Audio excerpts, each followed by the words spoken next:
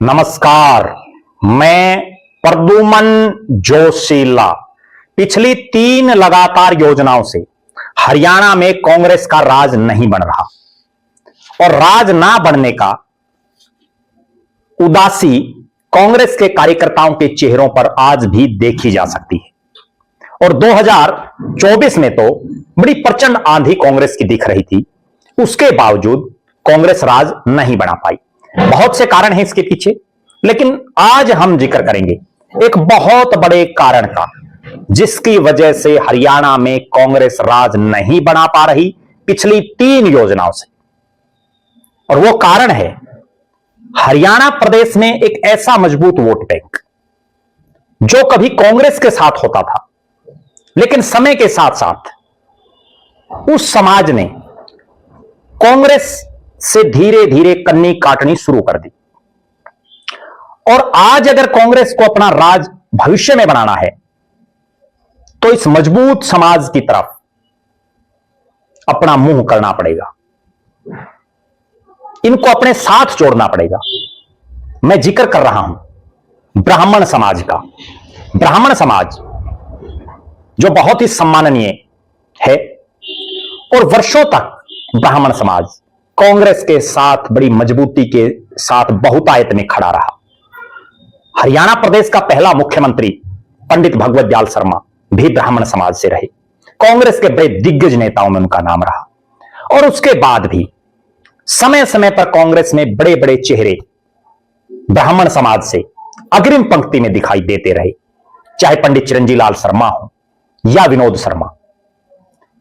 लेकिन पिछली 3 योजनाओं से प्रदेश में कोई मजबूत ब्राह्मण चेहरा उभर करके सामने प्रदेश सतर पर नहीं आ पाया।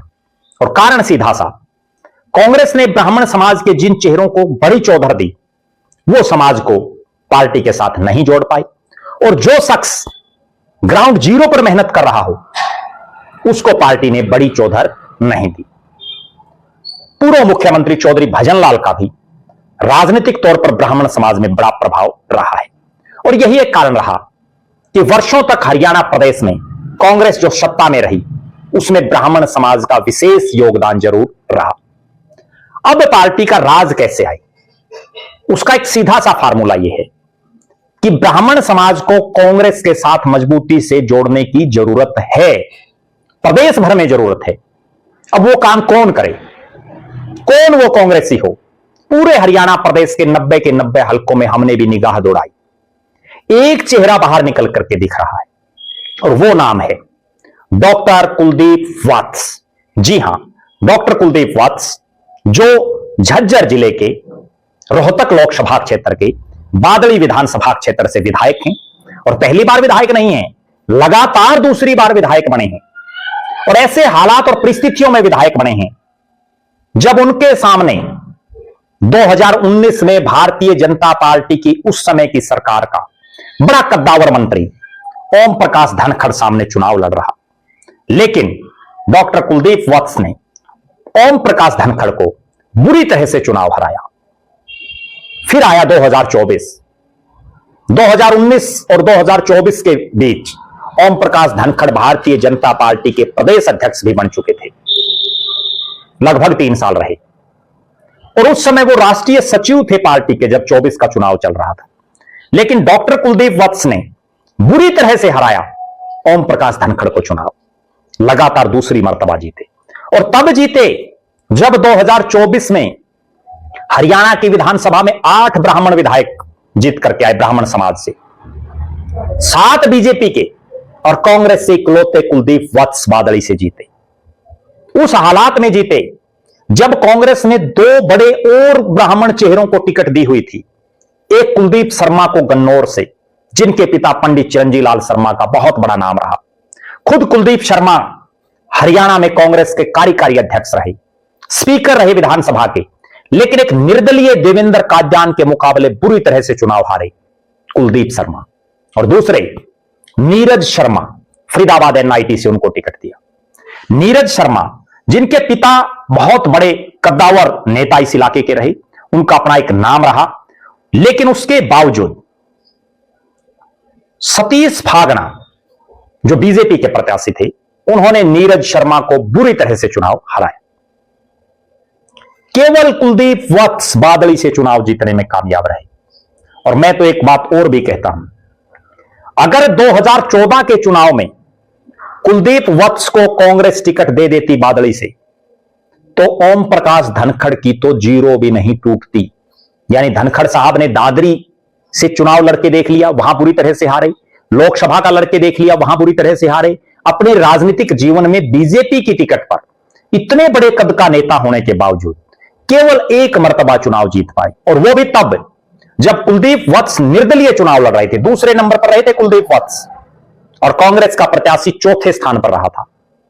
अगर उस समय कांग्रेस कुलदीप वत्स को टिकट दे देती, तो कुलदीप वत्स की तो जीत की हैट्रिक लगती ही, ओम प्रकाश धनखड़ की जीरो नहीं टूटती। बहरहाल जो बीत गया वो गया। अब आगे क्या हो? आगे यह है कि अगर कांग्रेस पार्टी को हरियाणा में अपना राज बनाना है, अपनी हार के चौके से बचना है, तो ब्राह्मण समाज को मजबूती से अपने साथ जोड़ना होगा। और आज के दौर में वो काम केवल कुलदीप वत्स कर सकते हैं, बादली के विधायक, क्योंकि लगातार दूसरी बार जीते। ओम प्रकाश धनखड़ जैसे बड़े चेहरे को चुनाव हराया, और जीतने के बाद हरियाणा प्रदेश में उन्होंने घूमना शुरू कर दिया है। भगवान परशुराम जन्मोत्सव के कार्यक्रमों में दादरी हो या भिवानी, आदमपुर, हिसार, हांसी से लेकर सांपड़ा और करनाल तक हरियाणा प्रदेश के अलग अलग इलाकों में जा जा करके उन्होंने भगवान परशुराम को नमन किया, अपनी बात वहां रखी। निश्चित तौर पर जिस तरह से कुलदीप वत्स पिछले लंबे समय से हरियाणा की राजनीति में सक्रिय हैं, हालांकि जब वो पहली मर्तबा विधायक बने तो उसी समय यह लगने लगा था कि अगर कांग्रेस कुलदीप वत्स जैसे जुनूनी नेता को आगे बढ़ाए, उनको पावर दे, तो पार्टी का भला हो सकता है। लेकिन अब भी कांग्रेस के पास समय है। अगर कांग्रेस पार्टी को हरियाणा में सत्ता में आना है, तो कुलदीप वत्स को बड़ी जिम्मेदारी देनी होगी, प्रदेश की जिम्मेदारी देनी होगी, ताकि वो प्रदेश भर में ब्राह्मण समाज को तो कांग्रेस के साथ जोड़ ही दें, समाज के अन्य वर्गों में भी उनका अपना एक खासा रुतबा है, अपनी एक खास पहचान है। बादली विधानसभा क्षेत्र में समाज के हर वर्ग के साथ उनका पारिवारिक नाता है। और यही एक कारण है कि पिछले 3 चुनावों से हम देख रहे हैं किस तरह से बादली की जनता उनको भरपूर प्यार, साथ, सहयोग, समर्थन और आशीर्वाद दे रही है। अब निगाहें कांग्रेस आला कमान पर हैं कि अगर कांग्रेस को हरियाणा में सत्ता चाहिए, तो वो कितनी जल्दी यह फैसला लेते हैं कि कुलदीप वत्स को प्रदेश भर में कोई बड़ी जिम्मेदारी देकर के आगे बढ़ाने का काम करें। कुलदीप वत्स एक जुनूनी नेता है, जो ठान लेता है उसको पूरा करके दिखाता है। बादली विधानसभा, जहां कांग्रेस पार्टी की हालात लगातार खराब थी इस इलाके में, उसके बावजूद उन्होंने मजबूती के साथ पार्टी को खड़ा करने का काम किया। बहरहाल हमारी निगाहें भी इसी चीज पर हैं कि कांग्रेस आला कमान, चाहे वो राहुल गांधी हो, मल्लिकार्जुन खड़गे या पार्टी के अन्य नेता, वो क्या फैसला लेते हैं हरियाणा के संदर्भ में। दीपेंद्र सिंह हुड्डा हो या चौधरी भूपेंद्र सिंह हुड्डा, वो भी जानते हैं डॉक्टर कुलदीप वत्स की काबिलियत हो। और यही एक कारण है कि लोकसभा हो या विधानसभा चुनाव, हर जगह कुलदीप वत्स को हुड्डा परिवार विशेष तरजीह देता है। आप दर्शक क्या मानते हैं? डॉक्टर कुलदीप वत्स के राजनीतिक भविष्य को लेकर के आपका क्या मानना है? अपनी बेबाक राय जरूर रखें। कुलदीप वत्स जो बादली की राजनीति में तो सिरमौर बन चुके हैं, हरियाणा प्रदेश में क्या कांग्रेस को दोबारा से मजबूती से खड़ा रखने की कुव्वत रखते हैं? अपनी बेबाक राय जरूर रखें।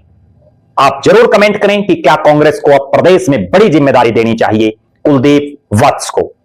बहुत बहुत धन्यवाद। आपका अपना प्रद्युमन जोशीला।